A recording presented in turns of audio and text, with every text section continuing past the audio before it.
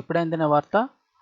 మళ్ళీ భారీ భూకంపం, పరిస్థితి దారుణం. వివరాలు వీడియోలో తెలుసుకుందాం. వీడియో పూర్తిగా చూడండి. అలాగే తప్పకుండా లైక్ చేయండి. మరిన్ని అప్డేట్స్ కోసం ఛానల్ వెంటనే సబ్స్క్రైబ్ చేసుకోండి. ప్రభుత్వం నుంచి వచ్చే ముఖ్యమైన అప్డేట్స్ అన్ని కూడా మిస్ కాకుండా మీకు ముందుగానే తెలియజేయడం జరుగుతుంది. అలాగే వీడియోని ఒక లైక్ చేశారంటే మరింత మందికి సమాచారం చేరుతుంది. ఇంకా వివరాల్లోకి అయితే కనుక వెళ్ళిపోదాము. ఈ మధ్యకాలంలో ప్రపంచవ్యాప్తంగా భూకంపాలు అయితే కనుక భయపెడుతున్నాయి. అనేక ప్రాంతాల్లో భూమి అయితే కనుక కంపిస్తోంది. రెక్టర్ స్కేల్పై కొన్నిసార్లు తీవ్రత అధికంగా, కొన్నిసార్లు తక్కువగా ఉంటుంది.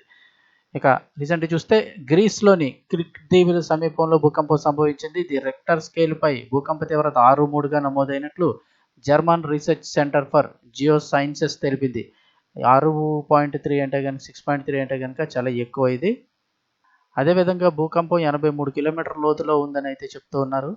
ఈజిప్టులోని ఉత్తర తీరాల నుంచి 431 కిలోమీటర్ల దూరంలో భూకంప కేంద్రం ఉందని తెలిపారు. భూ ప్రకంపనల దాటికి భవనాలు, ఇళ్లు కంపించడంతో ప్రజలందరూ ఒక్కసారిగా తీవ్ర భయాందోళనకు గురయ్యారు. ఈజిప్టులోని కైరోతో పాటు ఇజ్రాయిల్, లెబనాన్, తుర్కియే, జోర్డాన్లో సైతం భూ ప్రకంపనలు అయితే వచ్చాయంటున్నారు. ఈ భూకంపంతో ఎటువంటి ప్రాణ నష్టం కానీ, ఆస్తి నష్టం కానీ జరగలేదని గ్రీస్ ప్రభుత్వం అయితే తెలిపింది. అయితే సునామీ వచ్చే అవకాశాలు అయితే ఉన్నాయని, తీరం వెంట ఉన్న ప్రజలందరూ వెంటనే అక్కడి నుంచి ఖాళీ చేయాలంటూ స్థానిక అధికారులు అయితే కనుక హెచ్చరించారు. సో రెక్టర్ స్కేల్పై అయితే కనుక భూకంప తీవ్రత 6.3గా అయితే కనుక నమోదైంది. ఈ భూకంపం గ్రీస్లోని క్రిట్ దీవి సమీపంలో వచ్చింది. దీంతో పాటుగా ఈజిప్టులోని కైరో, ఇజ్రాయిల్, లెబనాన్, టర్కియే, జోర్డాన్లో కూడా భూకంపం అయితే సంభవించిందని చెప్తున్నారు.